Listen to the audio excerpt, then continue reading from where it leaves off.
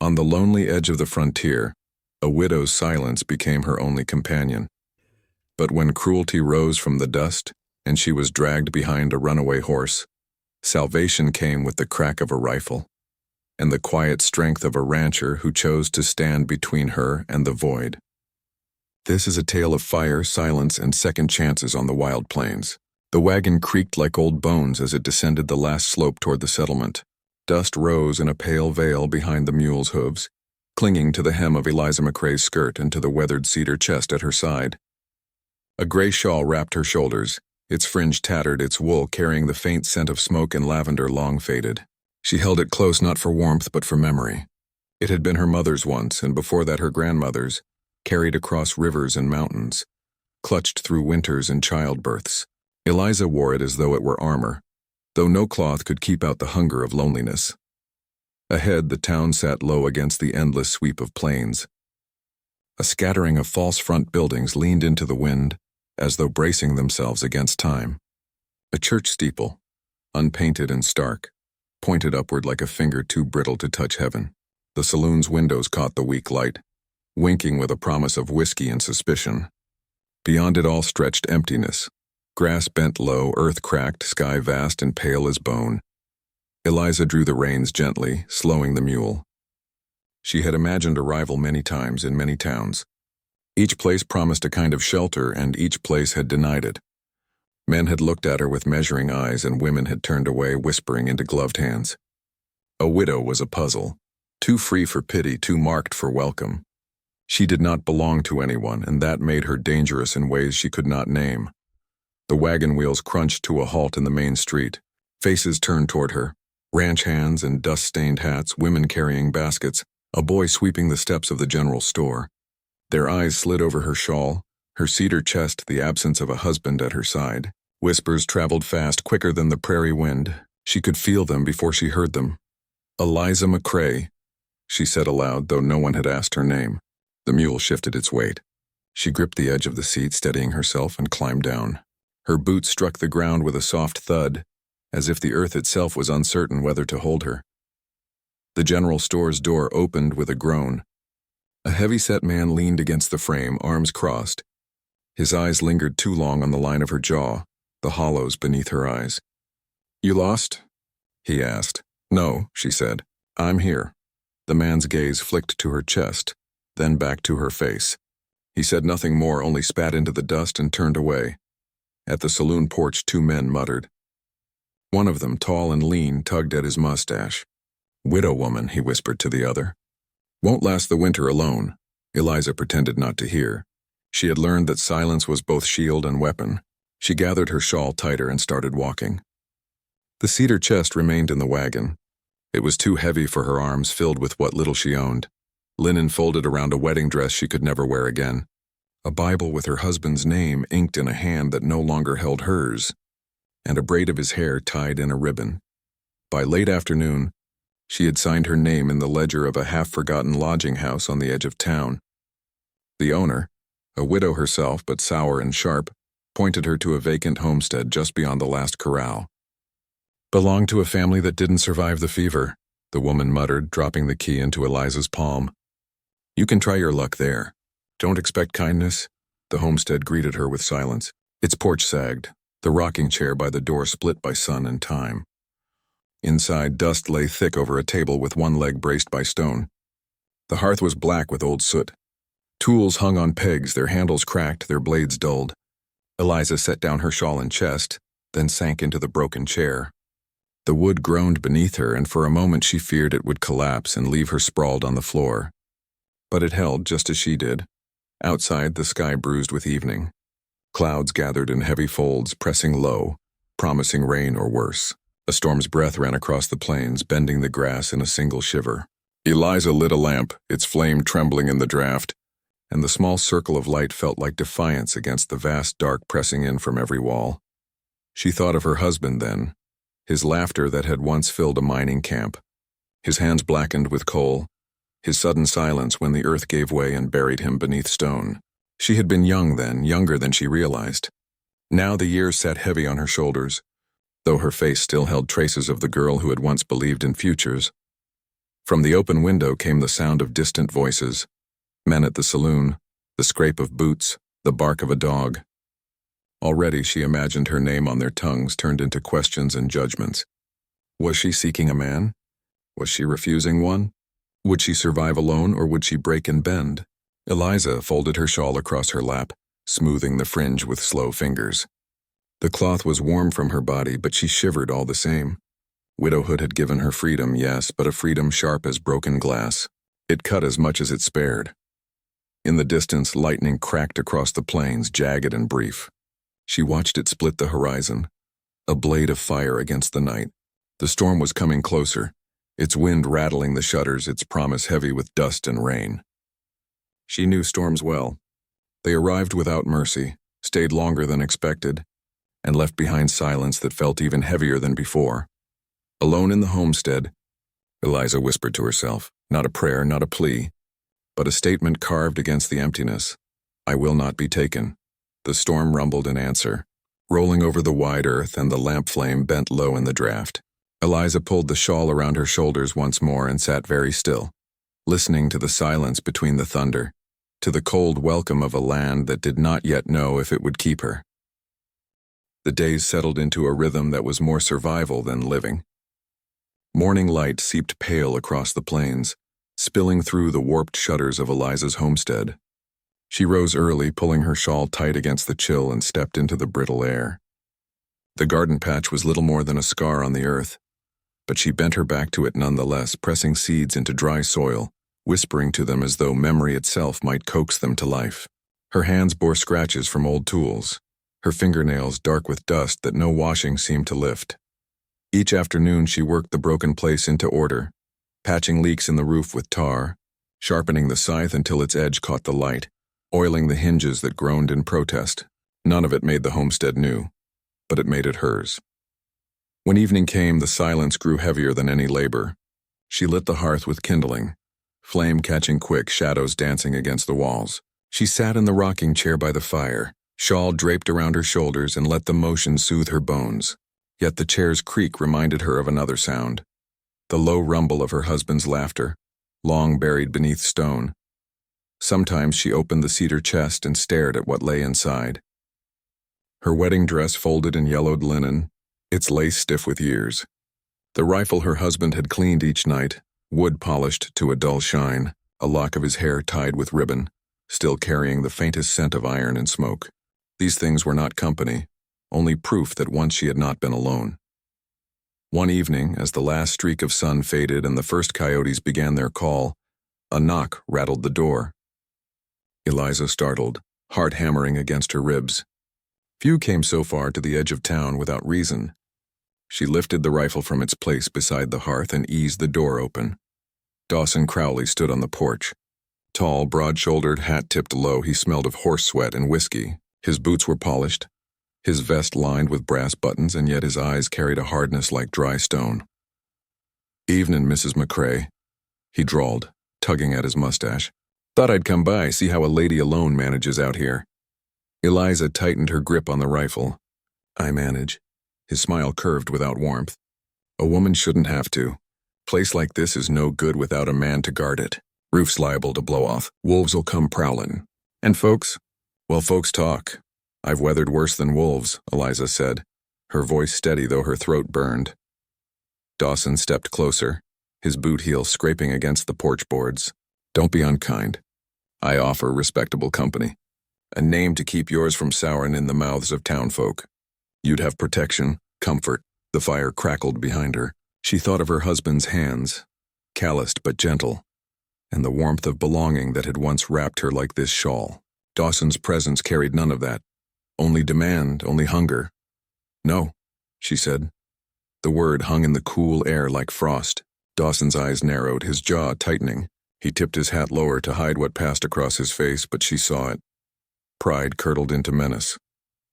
"Suit yourself," he muttered. "But remember, Mrs. McCrae, loneliness wears thin, and when it does, you'll wish you hadn't turned away a man willing to offer something." He stepped off the porch, boots crunching in the dirt, and vanished into the gathering dark. Eliza closed the door, bolting it with trembling hands. She leaned against it, shawl pressed to her chest. She knew that kind of threat. Soft-spoken, veiled, yet sharp as a blade beneath cloth. That night she slept little. Dreams stirred. Her husband's face dissolving into shadow, the sound of rope tightening, the weight of eyes watching from beyond the firelight. She woke at dawn with her shawl tangled around her like a net. In the days that followed, she noticed movement along the horizon. Horsemen riding the tall grass, their silhouettes dark against the setting sun. They did not come close at first, only passed by at a distance, watching with quiet patience. One morning, as she drew water from the well, she saw them clearer.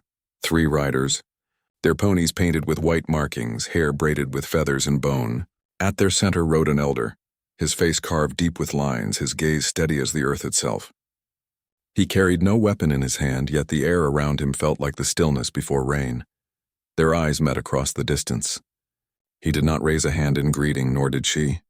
But something passed between them. An acknowledgement, a recognition of solitude mirrored. Then the riders moved on, their figures swallowed by grass and horizon. That night Eliza sat long by the fire, shawl drawn close. She thought of the elder's eyes and how they seemed to see her not as weakness but as presence, as someone simply existing where few chose to remain. The days grew shorter. The garden withered. Whispers reached her from town. Dawson had been seen boasting whiskey warm about a widow who didn't yet understand her place. Each word carried like a spark, small but dangerous. Alone in the rocking chair, Eliza felt the weight of it all, memories pressing from behind, threats closing from ahead, and the vast loneliness pressing from every side. Widowhood had carved her into something neither fragile nor free, but unfinished. She pulled the shawl over her head, closed her eyes, and whispered into the firelight. I have survived once. I will survive again. The words sounded like prayer, though she had little faith left for heaven. Still, the flames leaned toward her as if listening, shadows bowing across the walls. Outside, the wind shifted, carrying with it the scent of rain and distant hoofbeats. The shadows were lengthening, and Eliza knew the past was not the only ghost she would have to endure. The sky broke open without warning. Morning had dawned pale and brittle, wind carrying the smell of dust and the faint sweetness of sage. By midday the horizon darkened, clouds piling upon one another like mountains closing in. A storm was coming, swift and heavy, the kind that could strip the plains bare. Eliza hitched the mule and set out toward town before the first drops fell. Supplies could not wait. Flour, salt, lamp oil, things she could not coax from the barren garden. The wagon creaked along the rutted trail, wheels sinking into the dampening earth. The air pressed down with the weight of thunder. By the time she reached the main street, rain was already falling in hard slants, stinging her cheeks, soaking her shawl through. Doors slammed, shutters banged, men and women hurried to cover.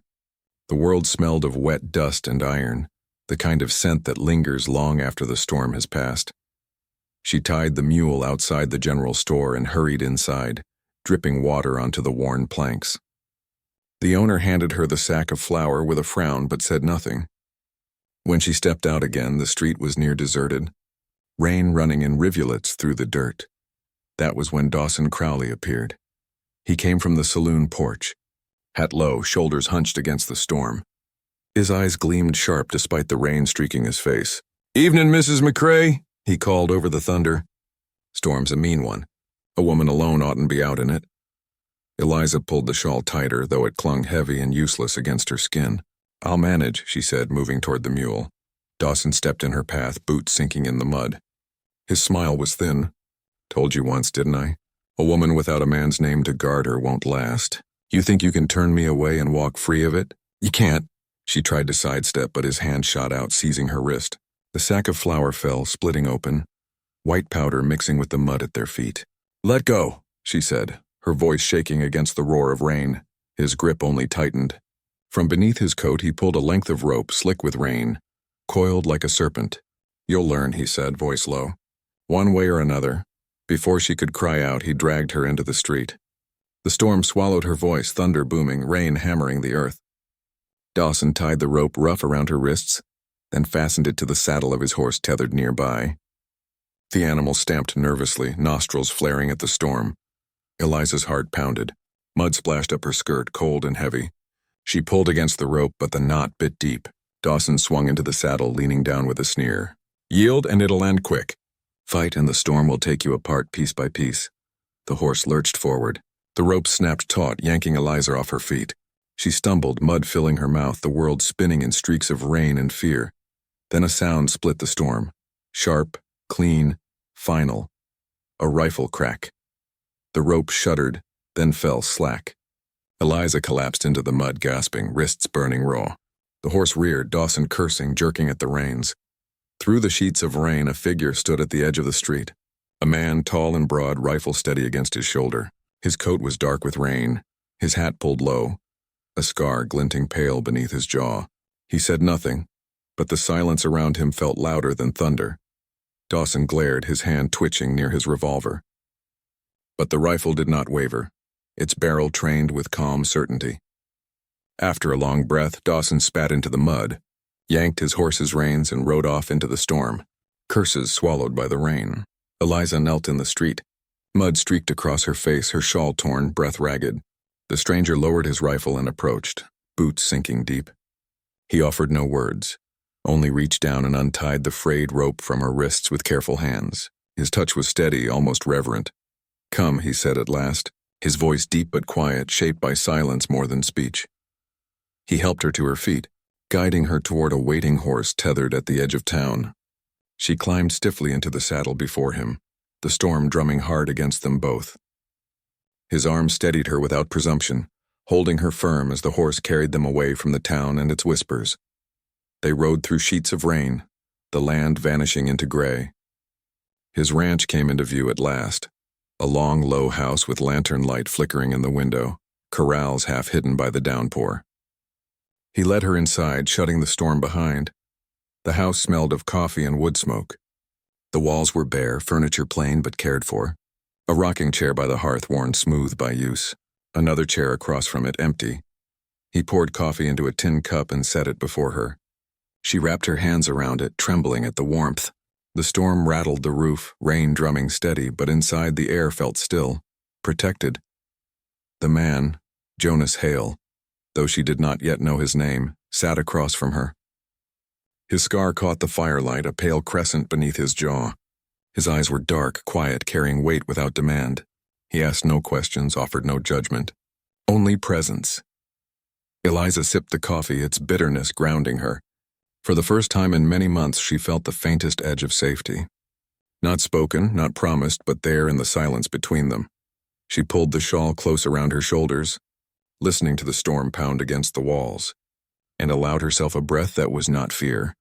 The storm lingered for 2 days, hammering the plains until the earth lay sodden and the rivers swelled dark. Inside Jonas Hale's ranch house, time slowed.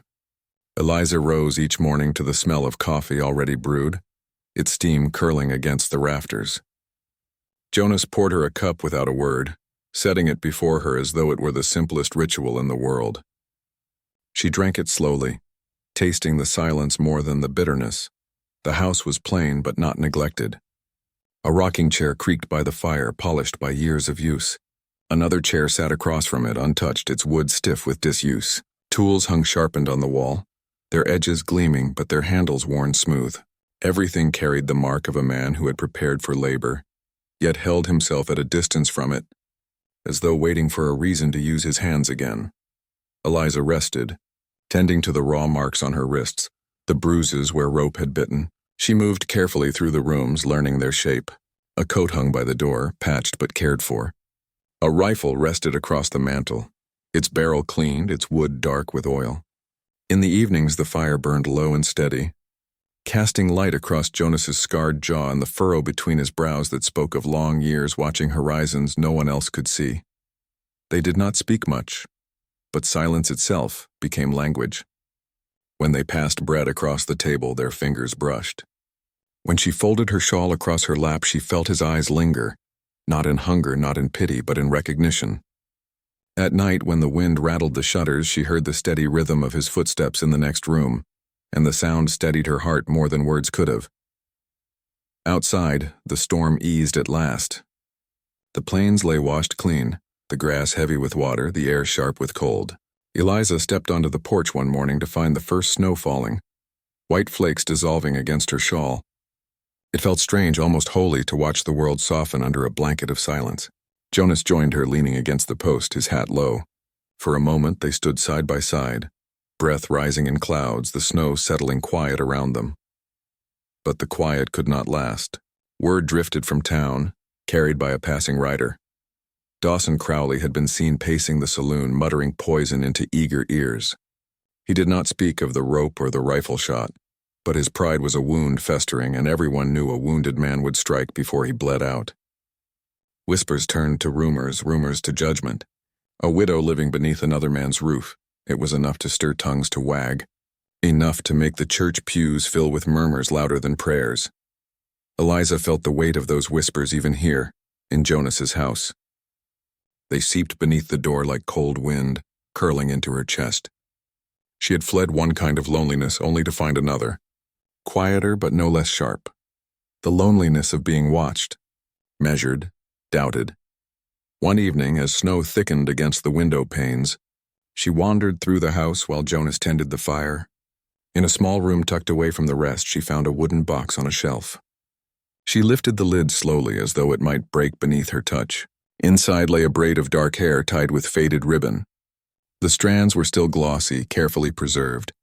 Beneath it rested a folded shawl, thinner than her own, worn soft by years of wear. Eliza closed the box, her hands trembling. When she turned, Jonas stood in the doorway watching. His face was unreadable, but his silence spoke enough. "I didn't mean," she began, but he shook his head. "It's all right," he said, his voice low, steady. He stepped forward, closed the box with one hand, and returned it to the shelf. "She's gone.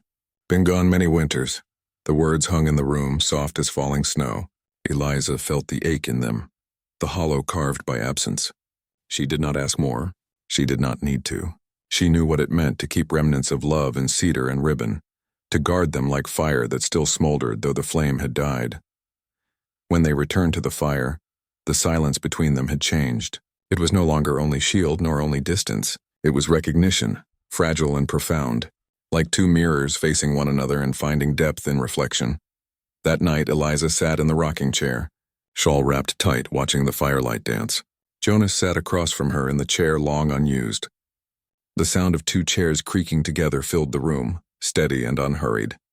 For the first time since she had arrived on the plains, Eliza felt the stir of something that was not fear, not grief, but the faintest possibility of belonging, not to a town, not to a crowd of whispers, but to a silence shared. The snow lay fresh upon the plains when word reached Jonas's ranch. A rider, face raw from wind, galloped hard to the porch. His breath came in bursts as he swung down, boots crunching frost. "Fire," he gasped. "Homestead out on the edge, widow's place. Burned to the ground. They say Dawson's men lit it." Eliza stood in the doorway, shawl drawn close, the words falling into her chest like stones. Her homestead, her fragile claim against emptiness, the garden she had planted, the chair she had mended, the chest she had carried across towns, gone in smoke. Her knees weakened. Jonas caught her arm, steadying her before she fell. His jaw was set hard, scar pale in the winter light. "Crowley," he muttered. The name came like a curse, quiet but edged with fire. They saddled horses before the sun had fully risen, the snow crunching beneath hooves. Eliza rode with Jonas toward the ruins, smoke still coiled against the horizon, black smears across the white of winter.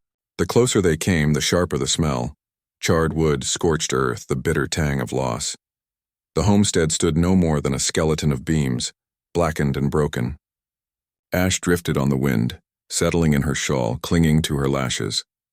The rocking chair lay split in two. The table collapsed into cinders.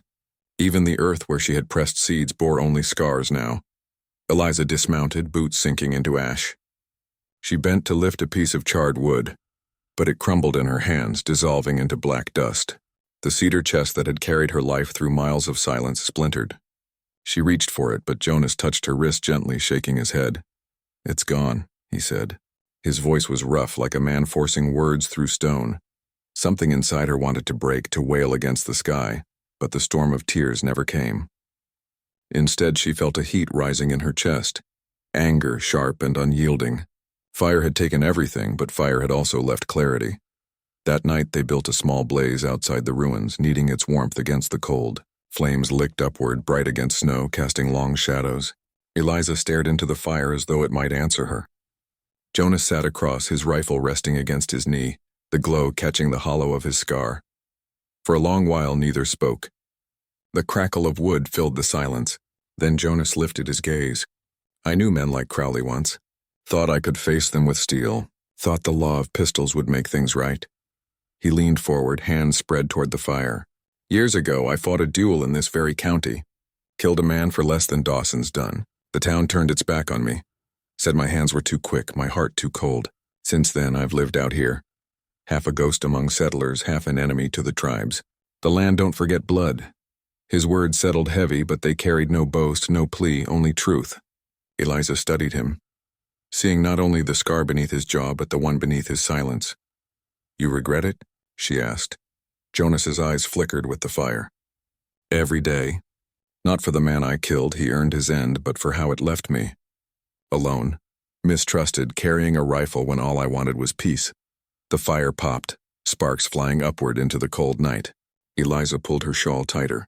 She knew what it meant to live with absence, to guard remnants, to feel whispers pressing against every breath. In Jonas's voice she heard not just confession but recognition. Hoofbeats echoed from the darkness. Both turned, Jonas's rifle rising quick. But the riders who emerged did not carry the malice of Dawson's men. They came silent, their ponies stepping sure across the snow. At their head rode Wicasa, the elder whose eyes Eliza had met weeks before. His braids were heavy with frost, his gaze steady as stone. The riders drew near, circling the firelight. Jonas lowered the rifle slowly, his body tense with history. Wicasa dismounted, standing tall, his breath clouding in the cold. We saw the smoke, he said, his voice deep and deliberate. Fire that destroys or fire that calls? Which is it tonight? Jonas hesitated, his hands clenched. Then he spoke low. Both. Wicasa studied him, then turned his gaze to Eliza. Widow's house, he said. Taken by cowards. But ashes are not the end. Ashes feed the earth. From them grows what is stronger. Eliza met his eyes, and for the first time in many months she felt words spoken that did not weigh her down but lifted her. She bowed her head slightly. Then let this fire be for light, she whispered. Around the flames, settlers and natives stood together in silence. Not in friendship, not yet, but in unity against cruelty. For a heartbeat, the long divide between them seemed less like a wall and more like a shadow stretched thin by firelight. Jonas's gaze met hers across the blaze. No vow passed his lips, yet in the quiet between them she felt it. An unspoken promise, strong as steel, fragile as breath. To guard her dignity, to share her silence, to endure what the world demanded side by side. The fire roared brighter, sparks carried into the night. Eliza lifted her shawl against the wind, her heart steady. Fire had taken her home, but in its light she had found something more enduring than walls. The beginning of a bond forged not by words, but by survival shared. Dawn broke gray and brittle, the sky a veil of iron. Snow lay crusted upon the earth, crunching beneath hooves that came fast across the ridge. Dawson Crowley rode at the front, his eyes lit not with purpose but with fury hollowed by rejection. Behind him 6 men carried rifles and ropes, their laughter sharp as crows. Eliza had risen early at Jonas's ranch, shawl wrapped close, when the first crack of gunfire split the morning stillness. Jonas was already at the door, rifle in hand, scar burning pale against the frost. Stay back, he told her, though his voice carried no illusion. Danger was already at their door. The men descended swift, smoke and shouts breaking across the snow. Eliza fled from the porch, but Dawson's hand caught her like a snare. He dragged her down, binding her wrists with rope, and in the chaos slung her behind a horse as though she were nothing more than spoil.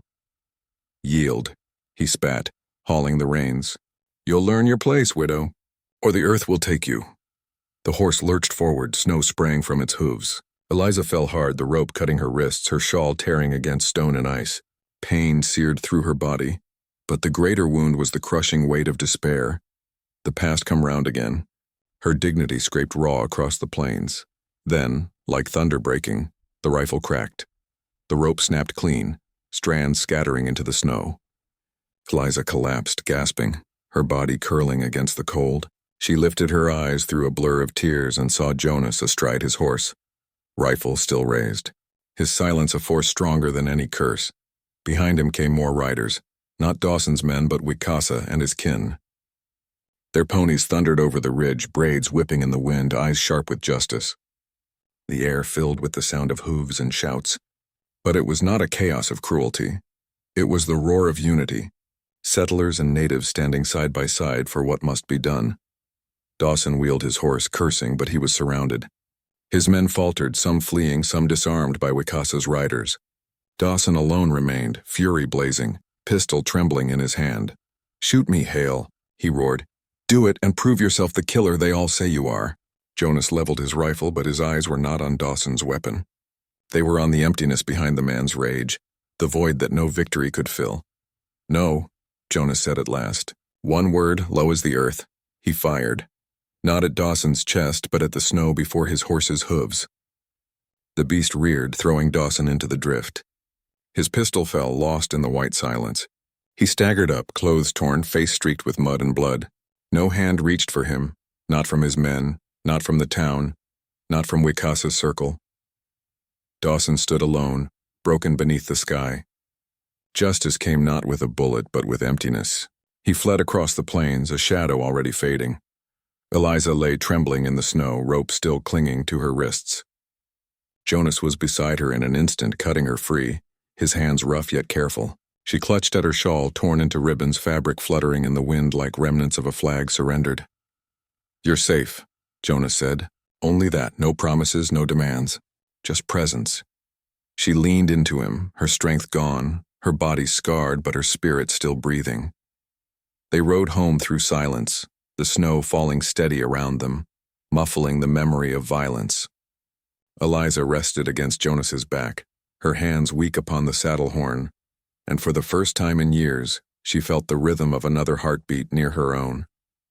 At the ranch, the storm had passed. Smoke curled from the chimney, a simple pillar against the winter sky. Jonas lifted her down, carried her inside, and set her gently in the second rocking chair by the fire, the one that had long sat empty. He brewed coffee, its bitter warmth filling the air, and placed the cup in her hands. She drank slowly, the steam fogging her lashes, the taste grounding her back into the world. Beside her, Jonas sat in his own chair, the firelight tracing the hollow planes of his face. They said nothing. They did not need to. Eliza reached into her lap, where a new braid of hair lay coiled, her own, cut with steady hands, laid down not as memory of the dead, but as a symbol of the living. She touched it lightly, knowing it marked not an ending but a beginning. The fire cracked, snow whispered against the windows, and two silences leaned toward one another across the hearth. Not as strangers, not yet as lovers, but as souls who had survived the plains and chosen at last to endure them together.